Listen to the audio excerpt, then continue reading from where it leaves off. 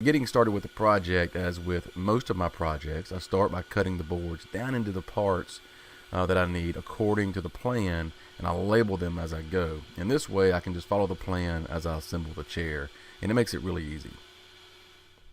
Now, there are a couple of key angles in this project, just to give the seat a nice lean and also for the legs to steady up the chair. And I'm using my speed square here to find the angles, and I cover the details on how I went about doing that in the website article, and I've got that linked below in the description if you are not familiar with that method. And for the cuts on this particular part of the project, and for most of the project, I opted to use my bandsaw and miter gauge to make my cuts, but the table saw would definitely be a good option here as well. Also, keep in mind that this is the very first of these chairs, and so I'm just using simple joinery with exposed screws for this video, but you could use pocket holes to hide some of these screws as an alternative joinery method. Now, I also want to mention that when I design and create a project with plans, most of the time I have to build the project after making the plans and then make changes as I go while I'm building, just to work out the kinks. And that's exactly what I did here in this chair build. The chair arms that you see are the second version that was created, and the seat back boards here in this clip needed to be trimmed down or ripped a little bit more at this point to allow for movement and just for overall aesthetics.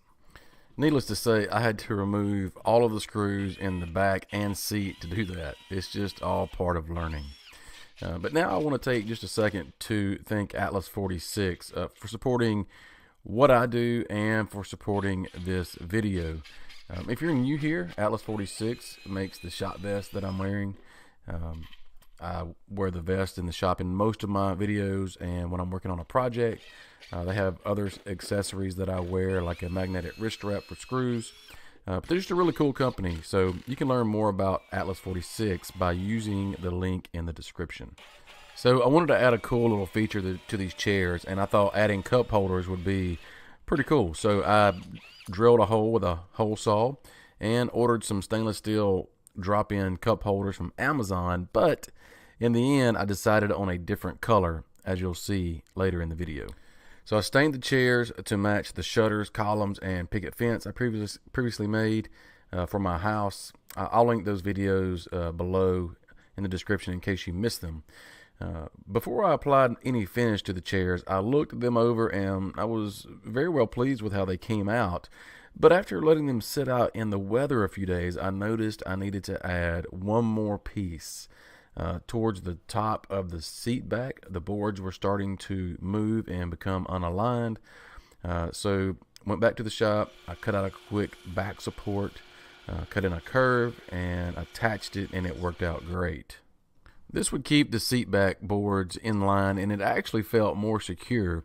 One thing I want to mention is that I would keep in mind when building these yourself is to keep the screws in a straight line. I let a few of the screws get out of line, and it just drives my OCD crazy. With the finish, I was after a semi-gloss look, and it took a few coats to get that, and it came out really good, I thought. I'll link everything that I used, including the type finish, in the website article linked below. But after the finish dried, I added a couple more finishing touches, one of those being hammered nails, and this is just purely for decoration, which I'm on the fence about. I added them in various places, just where the main joinery is. But let me know what you think about these hammered nails. I'm curious. Leave me a comment below. The other accessory, of course, is just a nice, simple seat cushion. I drilled 2 small holes near the bottom corners where the seat is, just to allow the strings to feed through, and tied them on.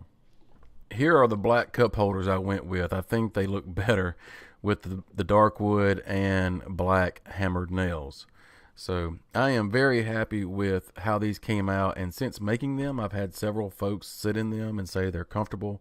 They are slightly higher than a regular chair, and the footrest is a nice touch as well. Click Thank you for checking out this video. Make sure you like it, you comment it, and most importantly, subscribe to this channel so you can continue receiving amazing videos just like this. So thanks for tuning in. Until next time, see you then. Enjoy your day. Stay awesome.